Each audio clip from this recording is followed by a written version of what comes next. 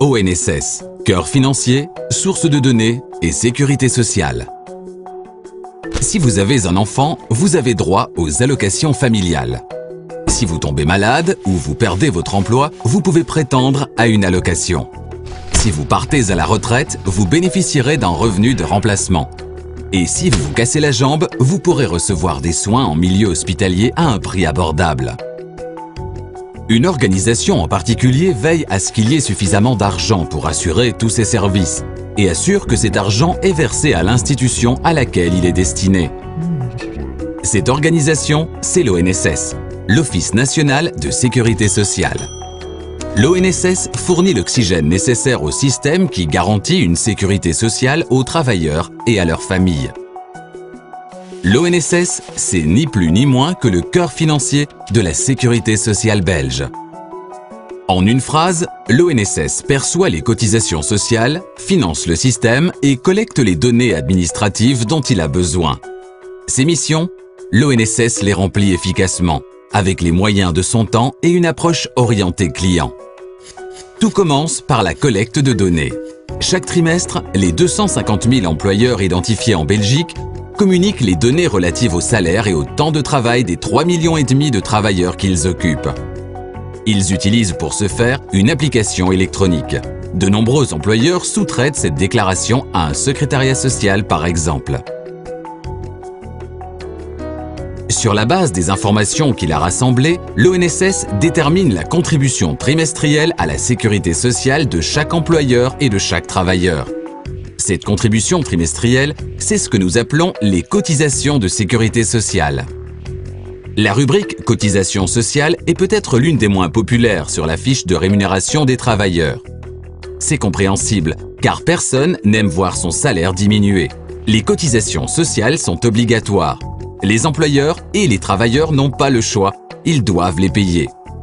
Il n'en a pas toujours été ainsi. Dans la jeune Belgique de la deuxième moitié du 19e siècle, la sécurité sociale était encore une assurance libre, dans laquelle l'État ne jouait aucun rôle.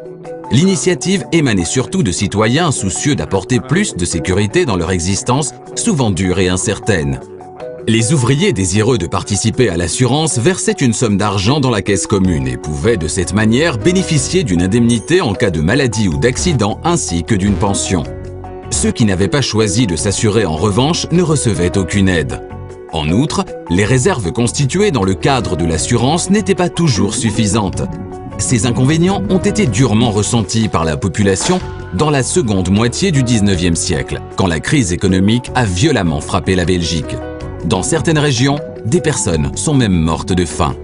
L'État est alors intervenu et a décidé de subsidier les assurances libres des travailleurs. Plus tard, au début du XXe siècle, certaines assurances sont devenues obligatoires. Ces mesures ont apporté davantage de sécurité à la population.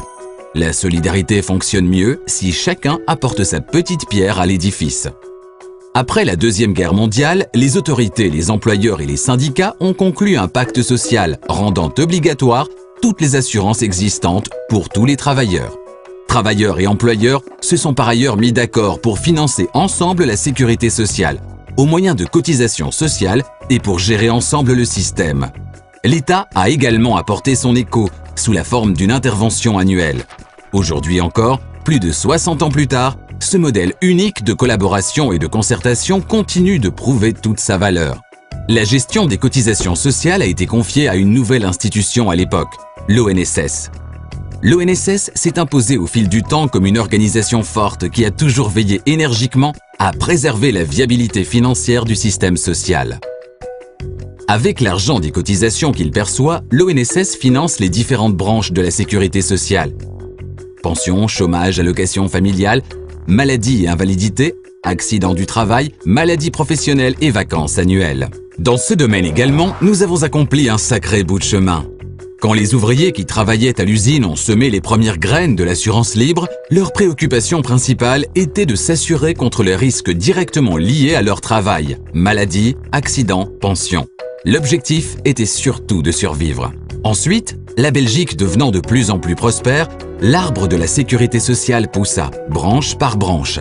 Les droits sociaux des travailleurs ont été étendus, surtout lors de la croissance économique qui a suivi la Deuxième Guerre mondiale. Leur survie étant désormais garantie, les travailleurs se sont fixés comme nouvel objectif d'améliorer leurs conditions de vie. Même le chêne le plus solide peut être déraciné par un cyclone. Suite à la crise pétrolière des années 70, des pressions ont commencé à s'exercer sur cette sécurité sociale élargie. Augmenter les cotisations sociales pour pouvoir continuer à financer le système ferait grimper les coûts salariaux et conduirait à des pertes d'emplois. C'est pourquoi l'État s'est mis à la recherche de sources alternatives de financement et a affecté, entre autres, une partie des recettes de la TVA à la sécurité sociale. Chaque branche de la sécurité sociale est gérée par une institution spécifique, l'Office national des pensions ou l'Office national des allocations familiales des travailleurs salariés, par exemple. En se basant sur les données qu'ils reçoivent de l'ONSS, ces institutions déterminent qui a droit à une allocation et quel est le montant de cette allocation. L'ONSS a résolument joué la carte de l'e-government. Tout le processus de perception, gestion et financement a été entièrement informatisé. L'usage du papier a vraiment été réduit au minimum. Cette informatisation des processus permet non seulement de travailler plus efficacement et rapidement, mais elle accroît également la sécurité. Ce système d'échange de données au sein de la sécurité sociale belge fait partie du gratin mondial. Le réseau belge a reçu en 2006 la plus haute reconnaissance internationale de l'ONU. Nous avons été associés à ces honneurs et en ressentons une pointe de fierté. Mais la tâche principale de l'ONSS reste de garantir le financement de la sécurité sociale pour tous les travailleurs de Belgique. C'est pourquoi nous veillons à vivre avec notre temps et à apporter une réponse durable aux défis que les changements économiques pourraient nous imposer de relever. 1300 personnes contribuent sans relâche au futur d'une sécurité sociale saine pour tous les travailleurs de Belgique.